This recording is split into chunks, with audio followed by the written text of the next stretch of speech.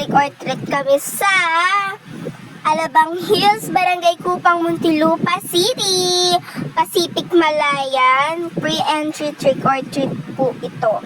So guys, nakita pala namin si Barbie. Ayan. So ayan guys, lakad-lakad muna ang mga person. Maghahanap kung saan may namimigay ng candy. So ayan guys, may mga aso. Ayan, so ayan guys, may dala tayong bag. Ayan pa lang ang nakukuha nating candy. Pero guys, marami ang nakuha kong candy niyan. Ayan sila Luis and Janelle and Iya. Kahit nakakatakot ang kanilang mga mukha. Ayan. So nagutom ang mga person. Pero free lang din yung ice cream na yan. Ayan si Luis oh. Nakakatakot siya guys. Ayan. Si Iya. Nakakatakot ang mga person na ere.